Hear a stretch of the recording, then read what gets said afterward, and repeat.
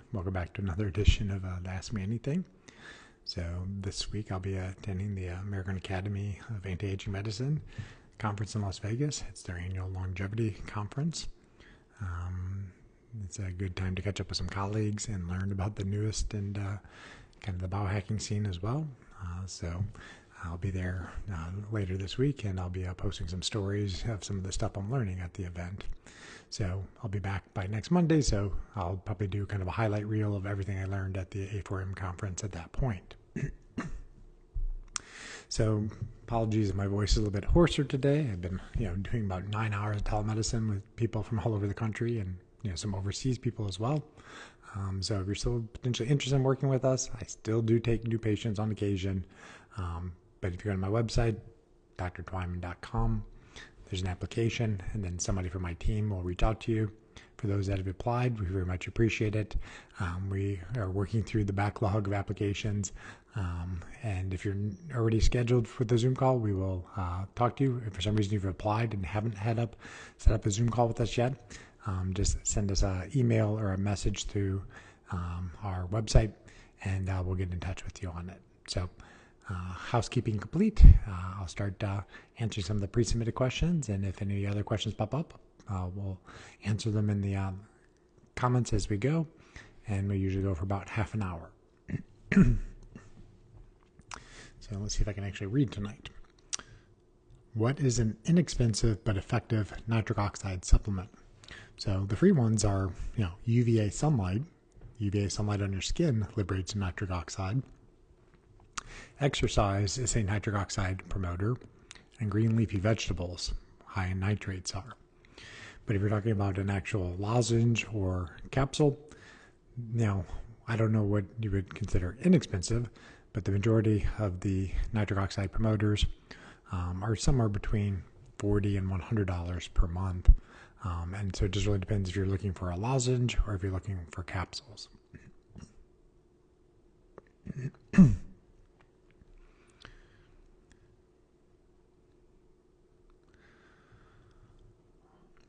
All right.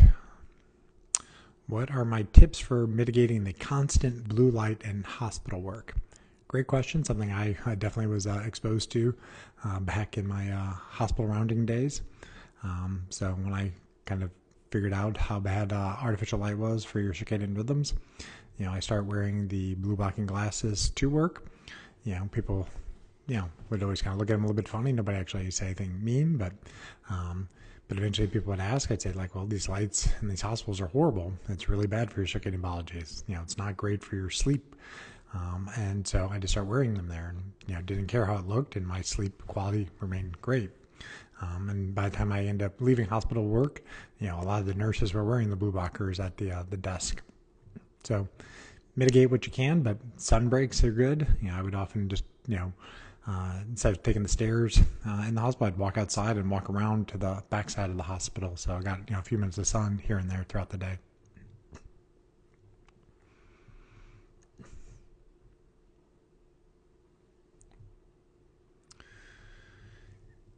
All right.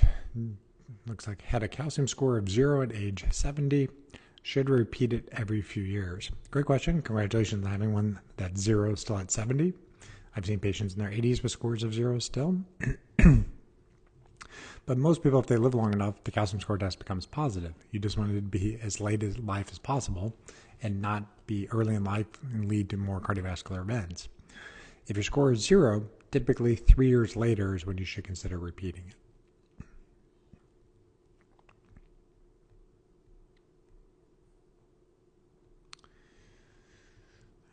Question I get on occasion: do I know any great cardiologists in Atlanta? Not Atlanta directly. It depends on what you're looking for. A general cardiologist, an interventional cardiologist, an electrophysiologist, a heart failure cardiologist. Depends. Emory is in Atlanta. They have many great cardiologists, but if you're looking for somebody who does integrative functional cardiology, quantum cardiology, no, there's not quite anybody like that in Atlanta. There's very few, if any, in the United States, honestly.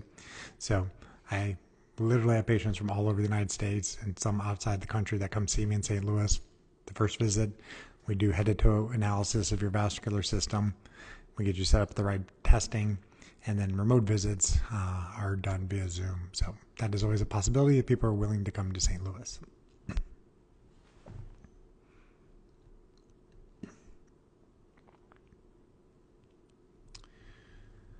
All right, what is the follow-up testing to a calcium score of 20? Great question. It's first going to depend on your age, but a score of 20 is not high risk, but it is abnormal. Your risk of a heart attack or stroke for the next 10 years is approximately 3 times greater than if your score was still 0. But that's my job in my practice, is getting to the root cause of why you have atherosclerosis. Something damaged the glycocalyx and led to endothelial dysfunction. There was oxidative stress and inflammation, and often the lipoproteins are abnormal. So blood work can get to the point of what's driving it. Sometimes you need to do some genetic analysis for that, but we often look at testing of the artery health now. So blood pressure, endothelial function, vascular reactivity testing, CIMT, so looking at arterial inflammation in the carotid arteries. And gives an idea, is the plaque old or more likely still being ongoing and laid down?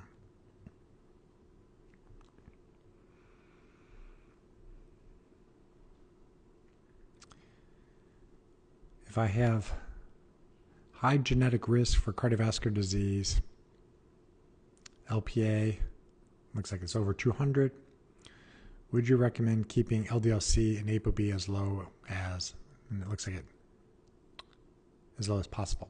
So, 20% of the population has high LPLA, but not all of them have plaque. So I usually want to see a normal CIMT and a normal CT coronary calcium scan, or a very low risk, clearly CT angiogram to say that you're truly low risk. If you're not low risk, then yes, you'd want to have your ApoB be probably less than the 5th percentile, and that'd be an ApoB of 55 or lower. But often with LPA, I'm looking at oxidized phospholipid ApoB, interleukin-6, and LPPLA2 activity. If those 3 are elevated, then LPA is more likely damaging the arteries. And I know there's 5 medications in the pipeline for LPA. One of them will likely be released next year. But be mindful, it's only going to be available to people for secondary prevention, meaning they've already had heart attacks, stents, strokes, bypass surgery. Just having high LPA is not necessarily going to qualify you for the LPA lowering drugs.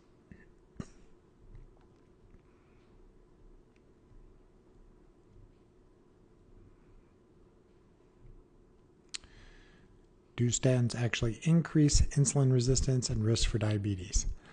The answer is I qualified slightly, and it depends on generally which statins. Pravastatin has not been shown to do that, but typically the higher doses may be more associated with it. It affects the mitochondria, and that's why it drives up insulin resistance. But it's what you're using the drug for. So if you've just had your chest cracked open, you have stents, you're trying to lower secondary events. Taking a few points up on your glucose is not as big of a risk as having oxidative stress, inflammation, endothelial dysfunction, and high lipoproteins. So there's many things that drive insulin resistance. Statins can play a role, but is it rare that people have significant issues with it? Yes, but if it's causing significant issues, then use ezetimibe, use Nexletol, use a PCSK9 inhibitor if needed.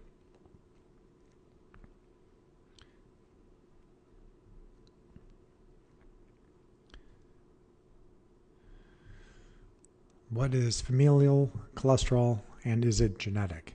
So familial hyperlipidemia, now there's homozygous and heterozygous variants.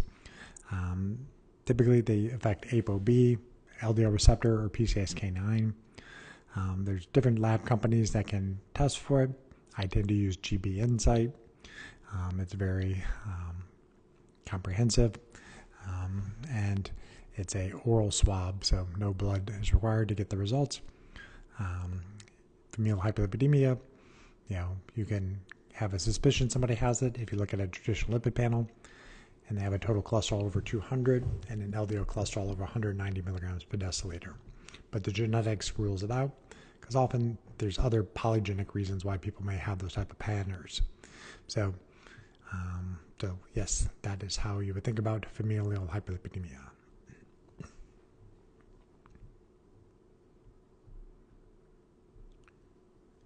sympathetic overdrive and heart health, how to fix it. Do things that improve your vagal tone, so meditation, deep breathing exercises, heart math, biofeedback, vagal nerve stimulators.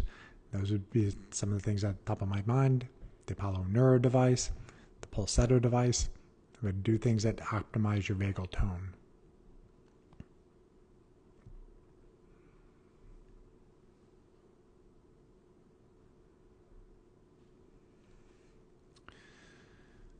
Our statins used for chronic retinal vein occlusion of the eye. I don't know the data for just treating CRVO with statins, but we'll look at what are your ApoB, your LDL particles, and treat those risk factors. I don't know if there's data on it directly for CRVO.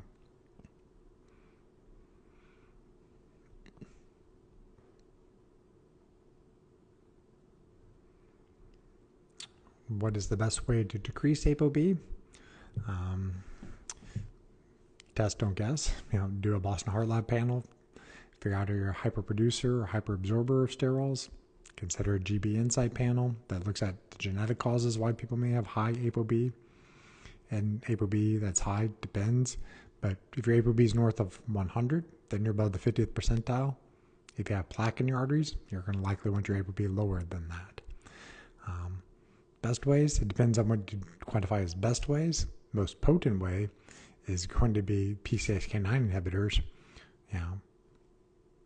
Caveat is probably apheresis is probably the best way. They take all your blood out, pull out your lipoproteins and give you your blood back, but not too many people signing up for that. Statins are very potent. And then the lifestyle things, exercise and nutrition, they have a role, but they don't have major roles at lowering your lipoproteins if you have 80th percentile lipoprotein counts. It's important to lower your insulin resistant risk, exercise for brain health, lowering the risk of Alzheimer's, cancer, but it's not going to have major effects on your lipoproteins sometimes.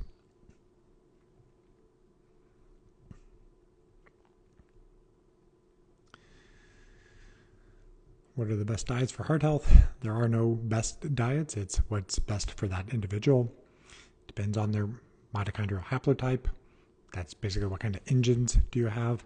Where do you live in the world? What season is it? That will determine what is the best. But if you're looking for a simple kind of soundbite answer, a Mediterranean template is probably a good place to start.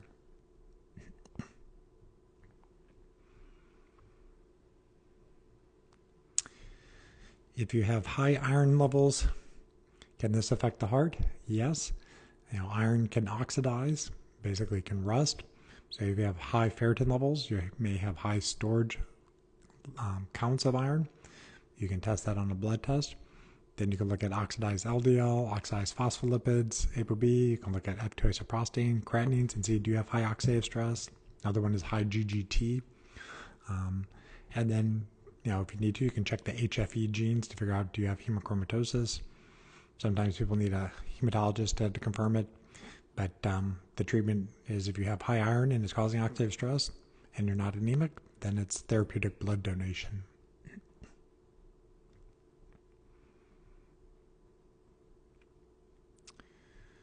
What additional percent decrease in ApoB from 3 days a week to 7 days a week on statin dose typically?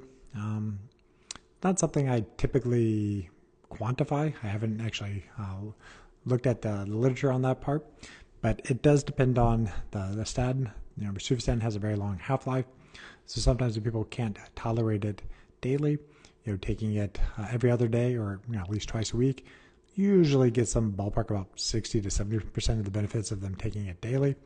But it depends on how much drop you had with your initial dose, determines that if you kind of cut down to an intermittent dose, how much change you might have in it. So I tended more focus on is it getting your ApoB to goal than how much percentage is it intermittent or daily dose. If you can't tolerate daily, then take it twice a week if your doctor agrees, and then you may need to add ezetimibe to the regimen.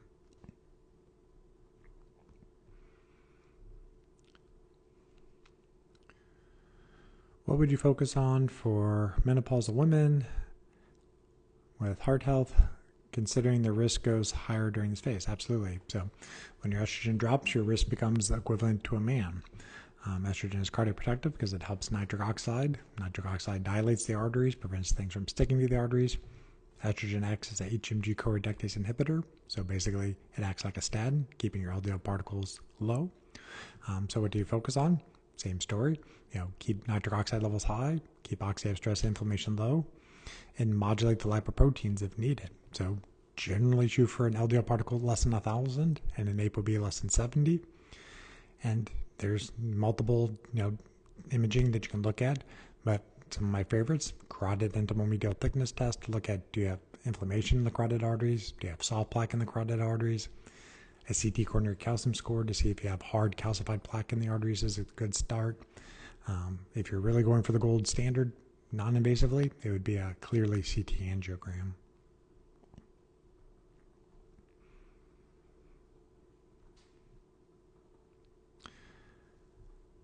Thoughts on Dr. Esselstein's diet and the McDougall starch solution for heart disease? I don't know of the second one, but Esselstein, I don't agree with his low-fat hypothesis.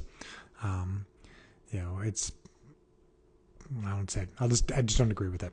So, you need, omega-3 fats for your brain and your retina, and you need protein for your skeletal muscle mass. So if you get those things right, then it doesn't really matter too much what you eat. If there's too much of a hyper focus on food, you need to get your light environments right first. So if you're not sleeping well, if you're not blocking artificial light at night, and you're worrying about food, you're worrying about the wrong things first. To simplify it, food is just slowed down light. The light slows down and becomes mass. Then it's your job of your mitochondria to take that mass and turn it back into light.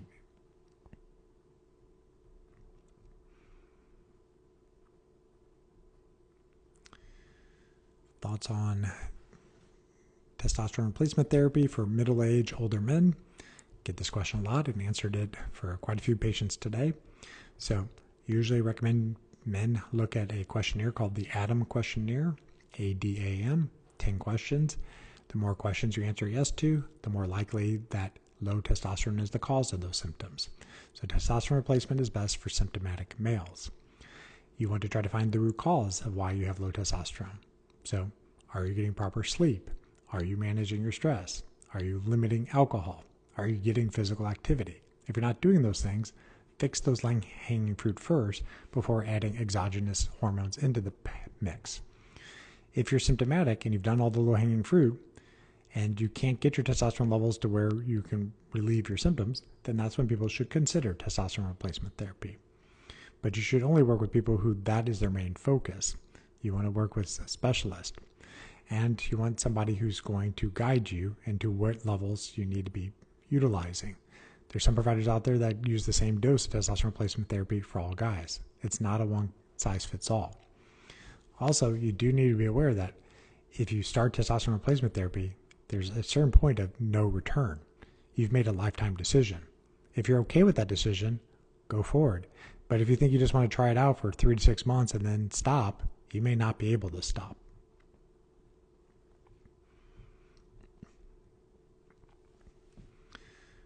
All right.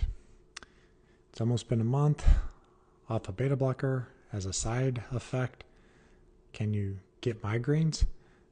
Depends on why you're on a beta blocker to begin with. Sometimes beta blockers are used to mitigate migraines. But a side effect shouldn't be withdrawal from a beta blocker.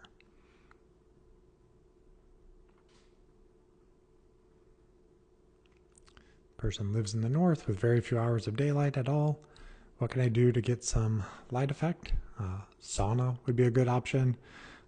You potentially use photobiomodulation panels, but sauna has more data, and you mostly need infrared light in northern latitudes when it's wintertime. Sun runs, get out of the environment, go further south for 4 or 5 days. That'll last you a good 6 weeks. And then the other option is cold exposure therapy, cold water baths.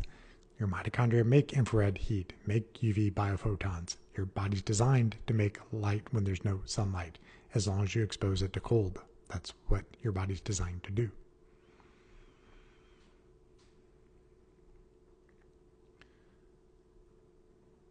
Clear or red glasses for reading on a computer in the morning before sunrise? Very good question. So,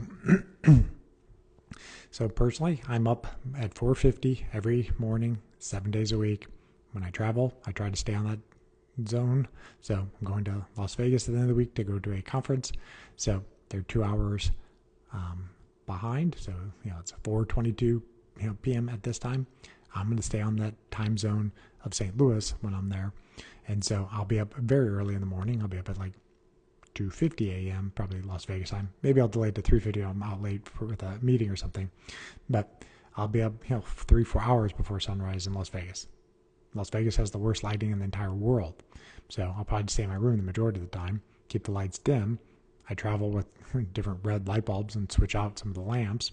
And then I usually just wear my yellow glasses in the morning time. I found on occasion, like if I just wear my red ones before sunrise, it's got me a little bit more kind of groggy. It's fine to do it if it doesn't make you want to go back to bed. But then go outside when the sun rises and get the natural light in your eyes to set the supracosmatic nucleus time clock for the day. The clear glasses don't have really any effect on your circadian biology. It's more for kind of glare off the computers.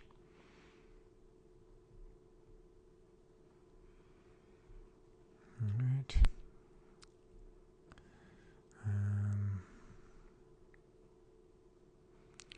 Question I don't know the answer to. So somebody said that they heard from a prominent cardiologist that Celexa causes POTS. POTS is not my area of expertise. Postural orthotic tachycardia syndrome.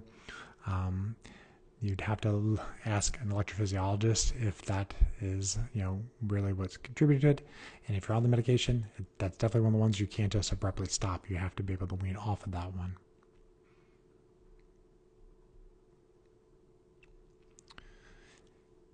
NMR testing for heart health. Do I run it? Every patient all day long for basically 2013. So 11 years of doing that test for everybody. That's the only way you can really assess people's vascular risk from a lipid standpoint. If you're just relying on traditional lipids, you're using 1970s technology. So nope, it's the only way you can really make a, evidence-informed decision on if you're going to modulate people's cardiovascular risk with pharmaceutical agents that lower lipids, is you have to look at the NMR particle numbers.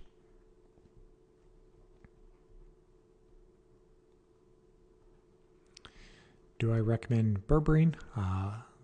At times, if people have insulin resistant prediabetes and they're not interested in taking metformin, or they have some issues with lipoproteins and you're trying to support the LDL receptor and they're not wanting to necessarily go down the route of Repatha or Praluent, I will use berberine. I don't personally use a lot of choline supplements. Rather, just people get it through dietary means. Eggs are a real good source of choline.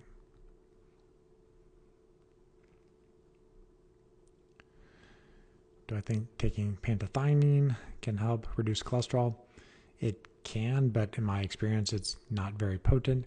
So it's not one of the routine supplements I recommend for lipoprotein management. It's an older school one. Some people still have it in their stacks, but I haven't seen it be that effective.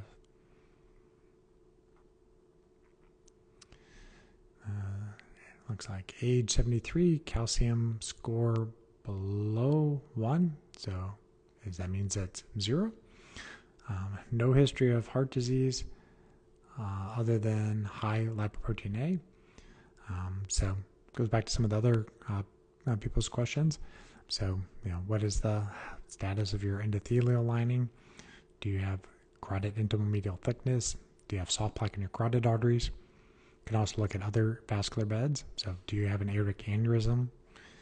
Do you have peripheral arterial disease? You can assess that with a screening test called the ankle brachial index, where they put blood pressure cuffs on your arms and your legs and get those measurements. And then you can look at the LPPL2 activity, the oxidized phospholipid ApoB, the interleukin 6. Those are the 3 labs that I routinely check in anybody with LPA. If they're high, then LPA is more likely damaging the arteries.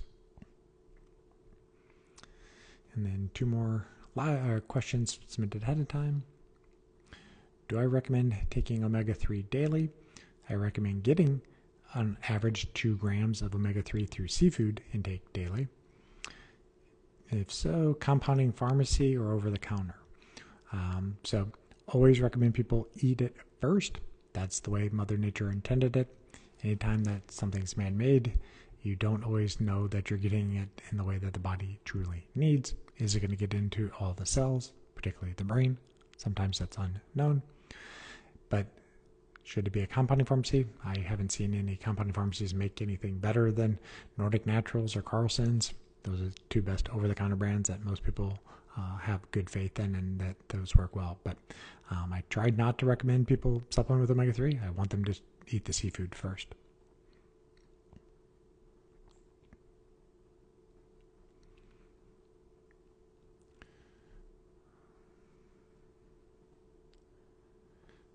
What do I think of sunflower lecithin to reduce cholesterol and for choline? I don't think it would be that useful for lowering cholesterol per se. And it's really, kind of the case where it's like, what's going on with your arteries? Always start there first. If you have plaque, you're going to want to be more aggressive than using kind of the weaker supplements to do it. But if you really want to use a supplement, give yourself a time frame. If in 90 days your lipids are not, in the 20th percentile, then switch to something that's more potent. If you want to use it for choline, I think that's fine. All right, and then last question submitted. Looks like something about arteriosol.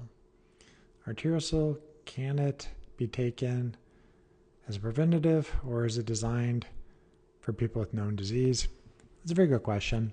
I mean, it's only really been studied for people who have certain conditions, because you have to be able to prove that it has some type of effect. For prevention, it makes theological sense, but it's one that you have to take it on understanding its mechanism of action.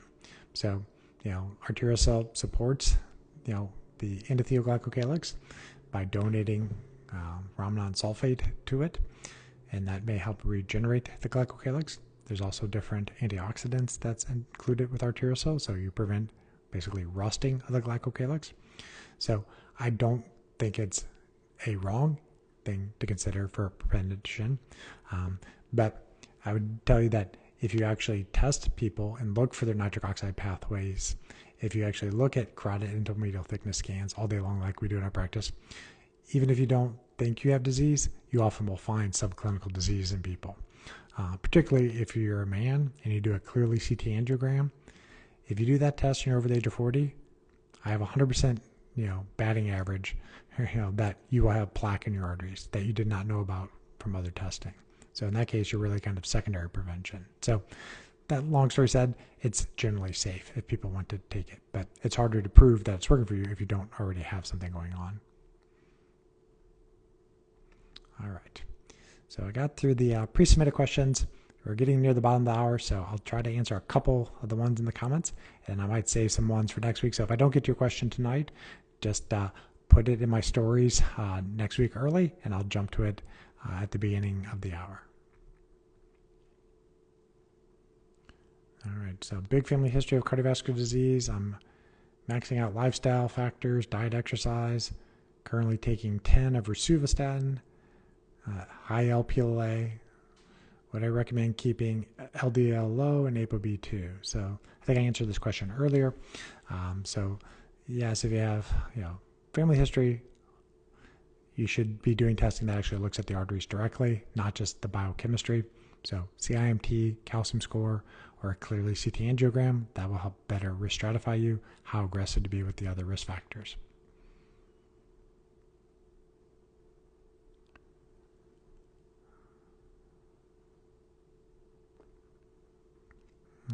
Response to a potential patient worried about radiation for CT angio. Good question. You do want to minimize medical radiation throughout your life, and you want to use tests that are going to change what you're going to recommend that the patient consider taking or doing. So the CT angio, is a test that is best for people who are intermediate risk. It's best for people who, if their test is more abnormal than they expect, they'd be willing to take pharmaceutical agents to lower that risk.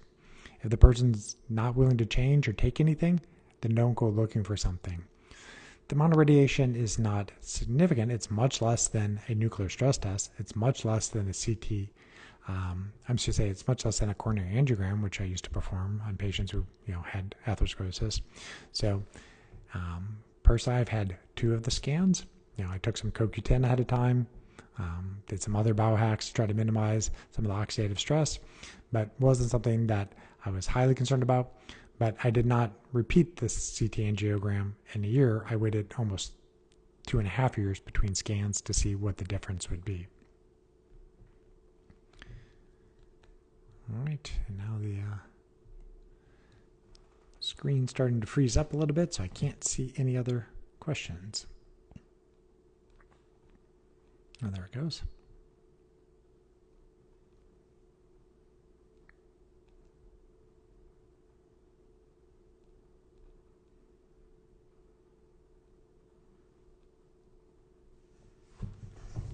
All right.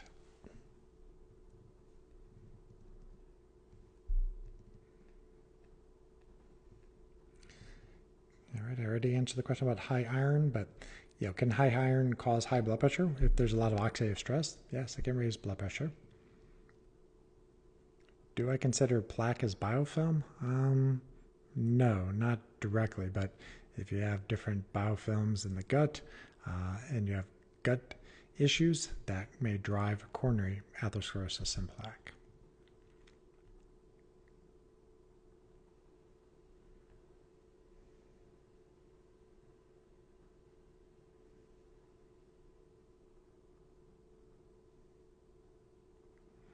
Okay, I think there's the add-on to the other person's CT question that they had some scans for pneumonia and then had to have a follow-up.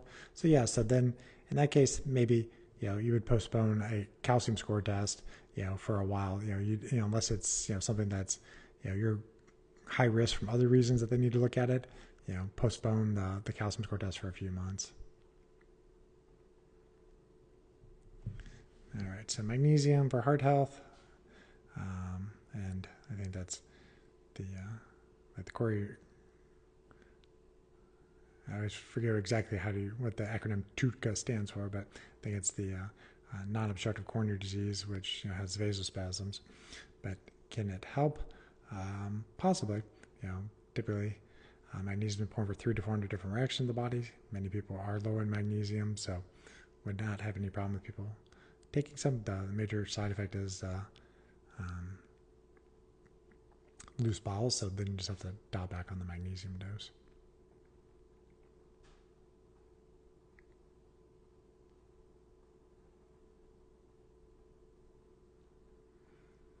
Are my glasses yellow glasses? They are blue blocking glasses, the ones I'm currently wearing tonight. These are the EMRtech Wolverines. I just like them because of the gold frame and the way that they fit my face. My website, drtwyman.com, has links to some of the other vendors that make some high-quality blue blocking glasses. You guys are very welcome. Always enjoy answering the questions. These are questions I get from my patients. I know some of you are potentially prospective patients, so I want you guys to understand my philosophy of how I look at atherosclerosis, how I try to reduce heart attacks and strokes, and this keeps me sharp answering these questions. If you take calcium supplements, you need to take a magnesium to get calcium into the bones and not calcification in the arteries. Boron is also essential. That is true. But, calcium supplements, you want to make sure you're also on the right dose of vitamin K2 and that your vitamin D levels are optimized. And generally want your vitamin D level 60 without supplementing oral vitamin D.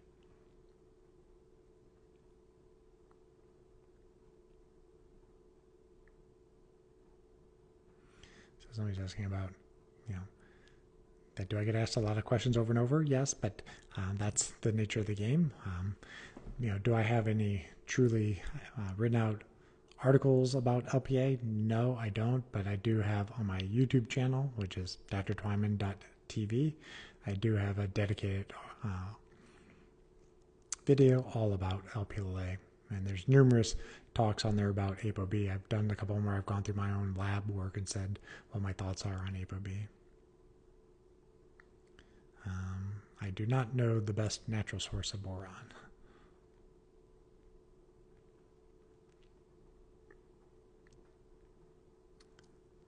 Yes. Alrighty. I did catch up. Got all through the questions, only 6 minutes over schedule, I guess. So at the end of this week, I'll be in Las Vegas learning about the newest and latest greatest things in longevity medicine. But the honest answer is that there's not going to be any. It always comes down to the basics. Optimize your circadian rhythms, sleep well, manage your stress, move your body, eat a seasonal appropriate diet for your mitochondria. Those will never change. I'm also going to meet some old friends. I think I'm actually going to be interviewed by Ben Greenfield at some point. So being exposed to some more of the biohacker scene. And then going to go through the expo hall and see if there's any new gadgets or toys that help test vascular health. I'll be actually at a booth showing patients things about how to test their vascular health at home, including pulse wave velocity. So I can show them how to use this iHeart monitor to tell you how stiff your arteries are. So I'll, if I have time during the conference, I'll try to put some of the stuff in the stories, but otherwise next Monday, I may answer some questions, but probably do partial review of some of the things I learned at the conference. So hope you guys have a great week.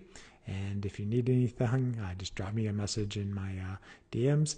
And otherwise, I'll see you guys next time.